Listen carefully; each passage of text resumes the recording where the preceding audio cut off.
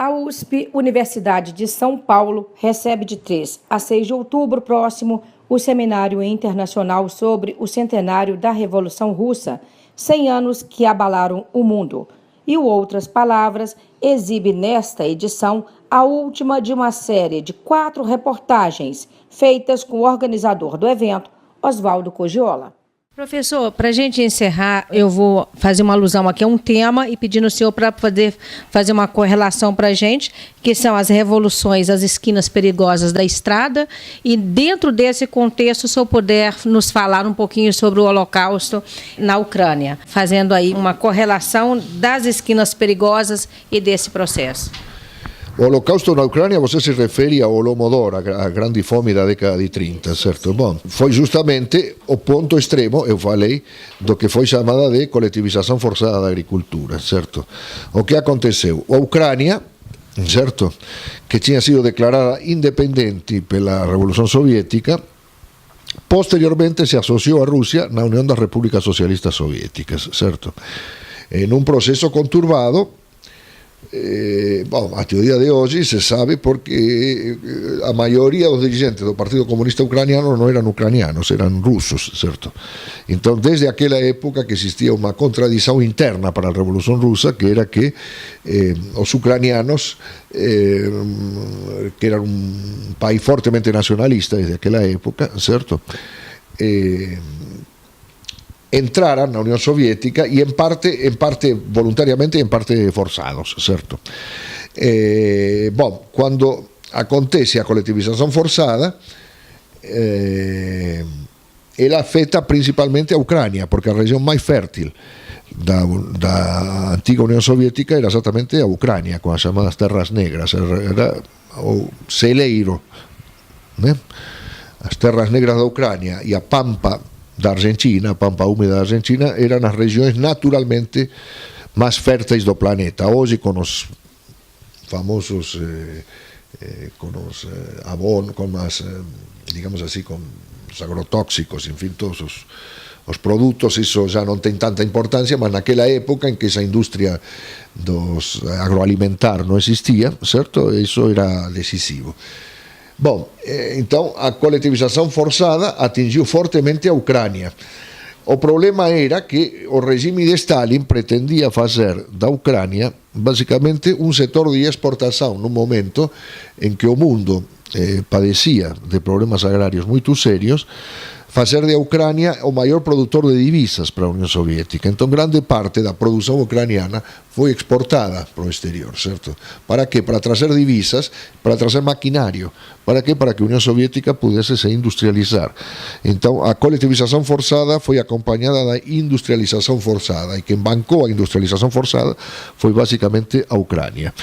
E Stalin fez isso de maneira extremamente brutal. Fez com que todos os excedentes agrícolas fossem exportados, em que pese, em um momento, por outro lado, que acontecia o seguinte: se vivia a crise econômica mundial e os preços dos produtos agrários tinham caído brutalmente. Por exemplo, aqui no Brasil, Getúlio Vargas mandou queimar o café.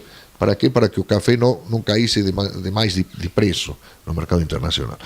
Então, na verdade, era necessário exportar muito para obter divisas, para que a União Soviética saísse de um atraso industrial que a fazia patinar e que comprometia a sua segurança, porque o exército soviético estava atrasado, porque não tinha, digamos assim, fornecimento de artigos industriais que lhe permitissem se igualar, certo? Concorrer com certo nível de igualdade com os países capitalistas. O resultado foi que isso afetou violentamente a Ucrânia, que foi que pagou a conta, e a pagou na maneira de uma fome espantosa, certo? Que eliminou uma parte significativa da população e que até o dia de hoje está gravada na memória dos ucranianos, certo?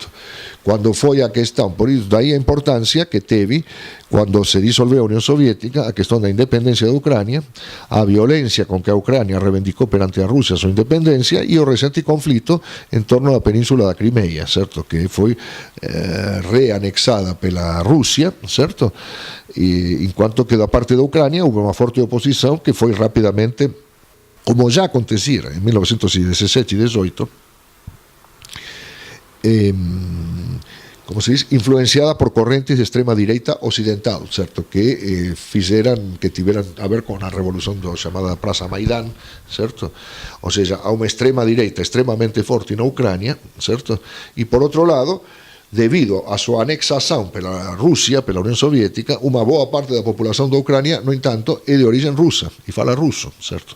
E ela é majoritaria na península da Crimea, e eso foi o argumento que foi utilizado para que a Crimea, que é un ponto estratégico do ponto de vista militar, fosse reanexado pela Rusia de Putin. Bom, iso vai estar en debate, esa introdução à questão apenas, certo? Para que se veja como as questões postas pela Revolución Rusa continúan presentes políticamente, inclusive até nos detalles no día de hoje, certo? Então, repito, de 3 a 6 de outubro próximos, no Departamento de Historia da USP, lá en São Paulo, estaremos a través de quase 100 mesas redondas e conferencias, certo? Desde as 9 da manhã até as 11 da noite, discutindo os diversos aspectos da Revolución Soviética e súa importancia mundial, certo? E teremos inclusive a estreia de un filme e o relanzamento de un libro. O libro, un clásico de Muniz Bandeira, que se chama O Ano Vermelho, sobre 1917 no Brasil, certo? Que está sendo reeditado, corrigido pelo propio autor, certo? É un libro que ten 50 anos já, e estará sendo lanzado o primeiro documentario sobre a greve de 1917 en São Paulo, que estará sendo lanzado exatamente no nosso evento, certo? Professor, de onde veio a ideologia da Revolução Russa? Bom, esse assunto vai estar em debate no simpósio, certo? Marx e Engels eram alemães e geralmente se lhes atribui a teoria de que eles previram que a Revolução Socialista Mundial começaria nos países capitalistas avançados. No entanto, uma das questões que vai estar em debate é que Marx e Engels foram os primeiros que anteviram que a revolução poderia começar na Rússia, em vez de começar na Inglaterra, na França, etc., que era um país atrasado e que era um país de características singulares, porque não era nem Europa nem Ásia, eram as duas coisas ao mesmo tempo, certo?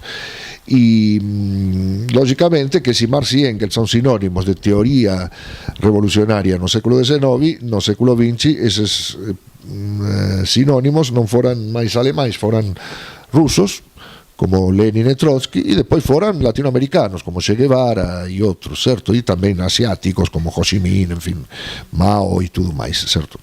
Agora, as teorías é importante lembrar que, de fato, o partido que encabezou a Revolución de Outubro de 1917 era un partido inspirado nas teorías de Marx e no programa de Marx. Lenin e Trotsky eran profundos conhecedores de Marx, certo? Mas un fato importante a facer notar para que se veja a interrogante histórico que coloca a Revolución Rusa é a seguinte: a Revolución Rusa foi unha revolución ateia no país máis religioso do mundo, unha revolución dirigida por intelectuais no país que tiña a maior taxa de analfabetos do mundo, unha revolución operaria nun país de camponeses, unha revolución socialista nun país onde a grande aspiración era a pequena propiedade individual, certo? Ou seja, foi unha revolución contra todo o que era aparente nese país, certo? E unha revolución, digamos, de esquerda en un país que era extremamente conservador nese momento, certo? Nese momento a Rusia era considerado o baluarte da reación, certo? Na Europa, né? A França revolucionaria, a Alemanha revolucionaria, etc., temían que a Rusia invadise Europa. Então, ou seja, un país que da rabeira do mundo pasou a estar na dianteira do mundo, né? Contra todas as aparências. Então, portanto, por isso significou uma reviravolta histórica tão grande, certo? E coloca problemas históricos tão importantes. Como isso foi possível? Bom, é o que vamos discutir de 3 a 6 de outubro, certo? Mas o senhor podia nos ajudar, né? Um pouquinho mais. E como isso foi possível? Vocês vão discutir, a gente vê que a programação é muito extensa, mas a gente está precisando disso aqui, nesse país em que a gente vive uma contradição e uma achaque tão grande à democracia e que a gente vive um pouco de desesperança. E a gente vendo que a Revolução Russa foi tudo isso, dá para a gente animar, né, professor? Há que acontecer por aqui também algo parecido. Bom, tudo bem, a Revolução Russa foi também uma grande luta pela democracia, mas não ficou só na luta pela democracia, foi além, certo? No Brasil, nós tivemos não somente a derrubada de uma ditadura, a implantação de um regime democrático, tivemos até a chegada ao poder de um partido que se diz a dos trabalhadores, certo? Como era o caso dos bolcheviques russos, certo? Só que em vez disso supor uma mudança, como foi a Revolução Russa, supôs a manutenção das coordenadas sociais, econômicas e políticas básicas precedentes, certo? Então o Brasil está diante de um problema, vamos dizer, diferente, que é fazer o balance, porque a democracia e a chegada de uma representação que se diz a dos trabalhadores ao poder não produziu uma transformação social como a da Revolução Russa. Então nós vamos ter uma mesa onde os principais dirigentes da esquerda brasileira vão discutir isso, exatamente, porque isso também faz parte do nosso simpósio. Então, na verdade, eu não vou fazer uma intervenção sobre a questão, eu vou convidar todos a participarem, certo? E os que não puderem participar, nós esperamos gravar tudo esse simpósio e pô-lo à disposição de todo mundo posteriormente.